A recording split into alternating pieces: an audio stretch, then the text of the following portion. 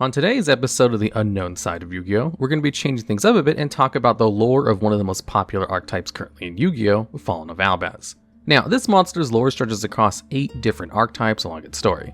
As a rough overview, here are the involved archetypes in no particular order: Spriggans, Dogmatika, Swordsoul, Despia, Icejades, Therions, Tri-Brigade and Sprights. So our story starts off with an official passage from V-Jump, which is a magazine offshoot of Shonen Jump that Konami likes to publish info about Yu-Gi-Oh's new promos, releases, and occasional lore. And rather than go through the entire text, here's a quick summary. The entire story of the Fallen of Albaz takes place in a continent called the Isolated Land.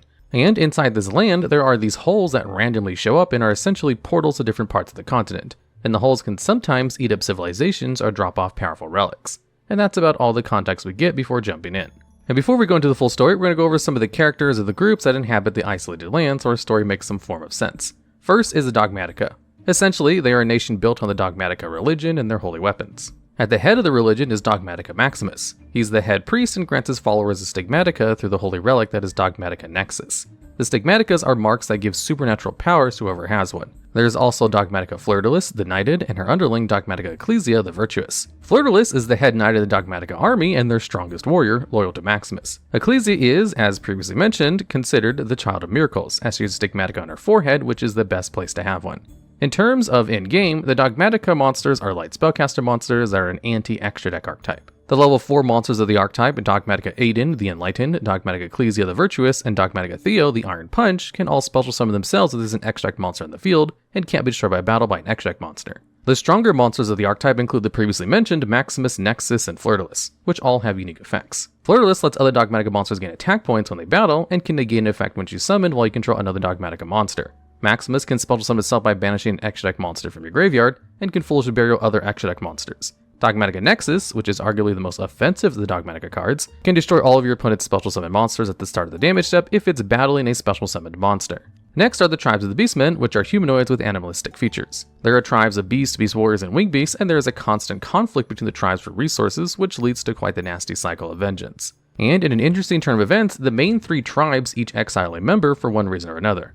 Rugal is exiled for being a kingslayer. Frigid was exiled for being a thieving cat. But in the Japanese translations, she was a homewrecker, which is a lot more intense. And last was Shiraig, who was exiled for being wingless. They each cross paths during their exiles, and believe it or not, they team up to form the Tri-Brigade.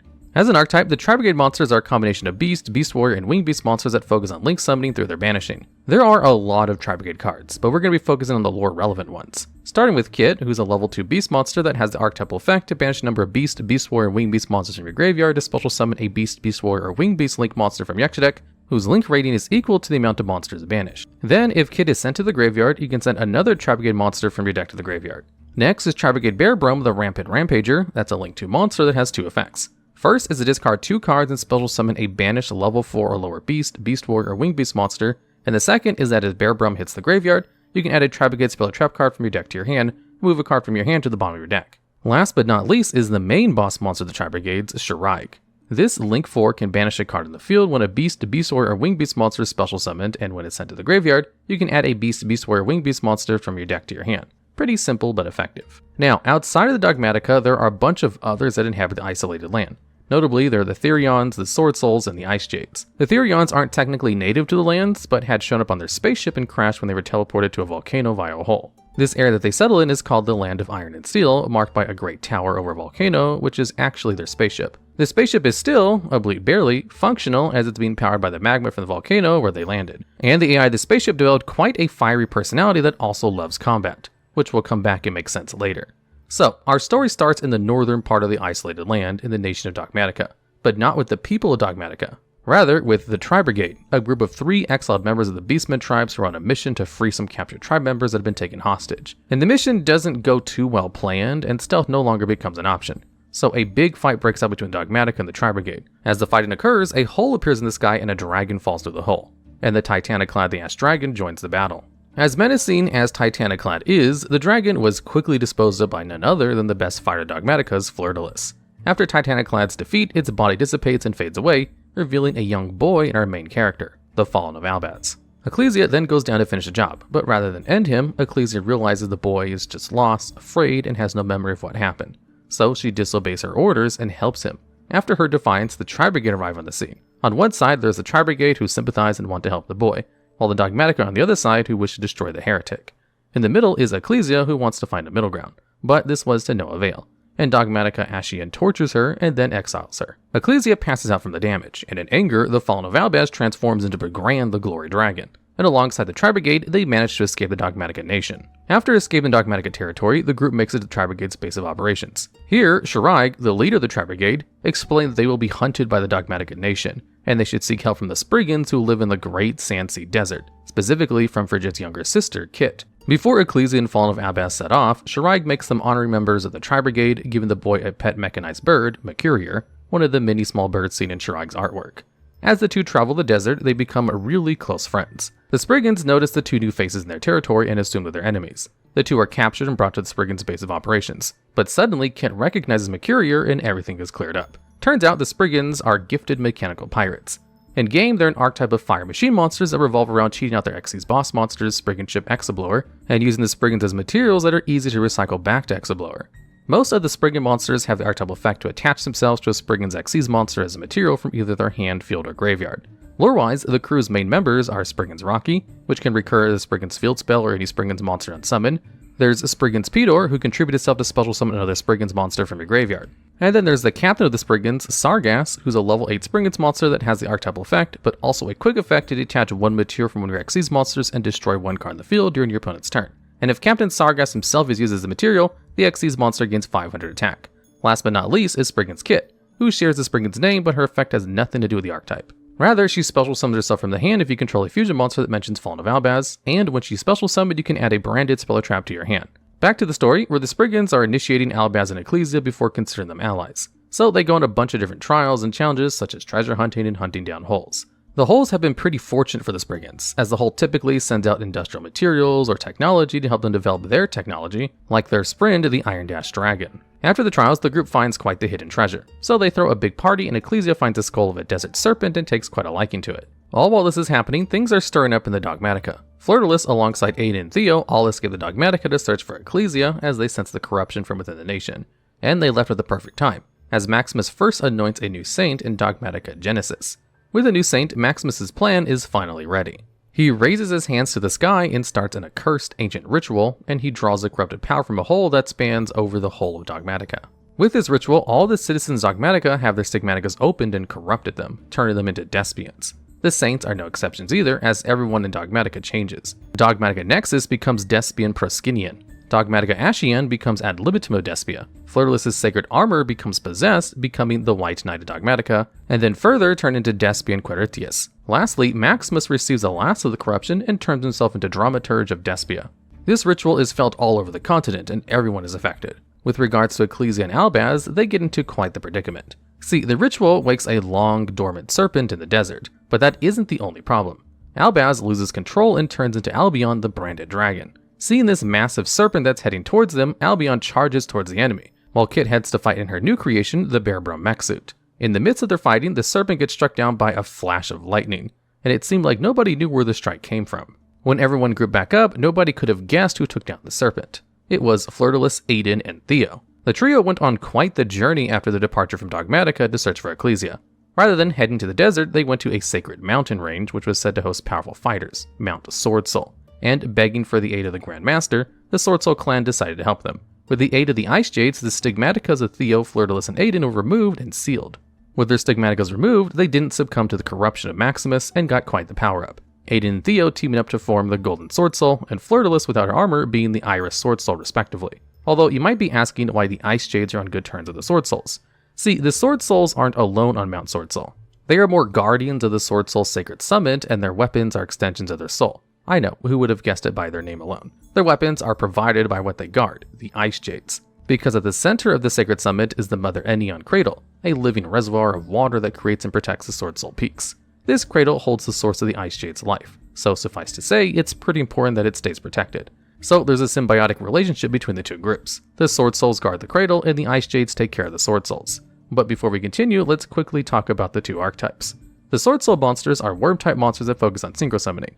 Most of the main deck Swordsoul monsters on summon can bring out tokens that create a tuner, which allows them to consistently and efficiently synchro summon. There are 5 key members of the Swordsoul archetype: Starting with Moye, which on summon you can reveal another Swordsoul card and special summon a tuner token, and when it's used for a synchro summon you can draw one card. And then there's Swordsoul of Taya, which can banish another Swordsoul card from your graveyard to summon a token, and when it's used for a synchro summon you can foolish another Swordsoul or Worm monster. Next is Longyon, which is level 6 unlike Taya or Moye, and you can discard a Swordsoul card or Worm monster to special summon itself and its token. Then if it's used for a synchro summon you can deal 1200 damage to your opponent. And now are the leaders of the Swordsouls, or their synchro boss monsters. There's Swordsoul Grandmaster Chizao, which is level 8, and on synchro summon can search, and as a quick effect, can banish a Swordsoul or Worm monster to negate a monster's effect for a turn. And at the peak of Mount Swordsoul is the Supreme Sovereign Changing, a level 10 synchro monster with 3 different effects. First is that it gains 100 attack and defense points while your opponent's monsters lose that many points per banished cards. Then, if it would be destroyed by a card effect, you can banish another card from your graveyard instead. And last, if a card is banished, you can banish one card from your opponent's field and graveyard.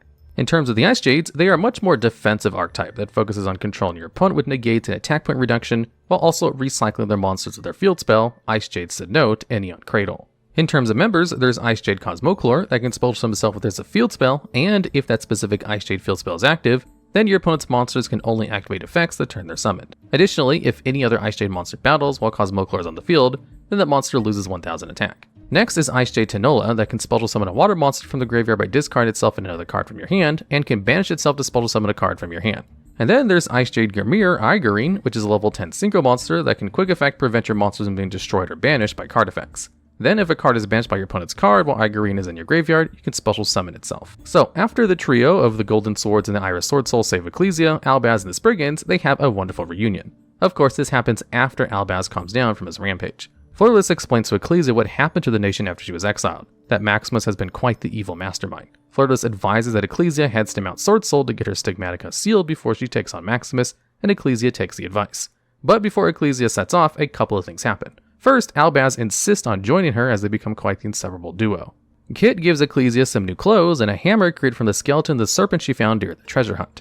Right before they head out, Albaz gains a new form for their travels, Albion, and then the two set off. And now the duo travels to Mount Swordsoul. Some other events happen back with Maximus, or as he's known now, the Dramaturge of Despia. The once city of pureness, Dogmatika, has gone under new management, with a giant theater in place of the nation's main palace. Attempting to rescue whatever survivors there are left, the Tri-Brigade attempt to fight against the Despians. After getting to the front lines, Shiraig notices a few figures lurking around and watching them. The boy shares quite the eerie resemblance to Albaz, but is a lot more theatrical. He uniquely wields holes as if they were extensions of his body. This is especially showcased and branded in red all along the top of the artwork and surrounding Aluber. But Aluber doesn't need to deal with Shiraig, he has other priorities. He suddenly transforms himself into a dragon and flies off, which Shiraig can only assume he's on his way to Albaz. On the other hand of the allies, there's Kit, who's having trouble sitting idly by while the others fight. So Kit dismembles Bearbrum to create a new suit of armor, and then she goes on her own adventure to the land of Iron Steel to get some new technology to help her friends. And if you remember, that's the volcano where the Therions and Sprights live. As Kit and the Spriggans arrive, they were amazed at the technology in the Disco Coliseum. The group heads towards the leader, the Endless Engine Argyro system, to ask for help. However, the Argyro system is stubborn and only agrees to help unless they can defeat their strongest warriors, the Therions. And who other than their captain himself to first take on the foes stand at the front of them, and the Therions are no joke. The fight between Sargas and Therion King Regulus proves quite the challenge. At one point during the fight, Sargas gets knocked to his knees and can't go on. Regulus decides to end the fight there, after his opponent is defeated despite the Argyro system wanting a much more gruesome outcome for the captain. Outraged, the Argyro system sparks with rage and unleashes the Sprights. The Sprights, sharing the aggression of the Argyro system, decide to take on both the Spriggans and Therion. The fight ends with a combination attack from Sargas and Regulus knocking out the gigantic Sprite. The resultant explosion can be seen by all who are fighting in the arena. So things calm down and Kit explains the situation, and so their efforts align to stop the Despians. One of the Sprights fuses with Regulus, becoming Therion Irregular, and they head to what was once known as Dogmatika to help their friends. And we'll end it here for now before Ecclesia and Albaz arrive at the Swordsoul Sacred Summit. Would you like us to cover more lore storylines in future episodes of the Unknown Side of Yu-Gi-Oh! In this same style? If so, please let us know down in the comments below. And before we end this video, did you know I have a Magic the Gathering channel too?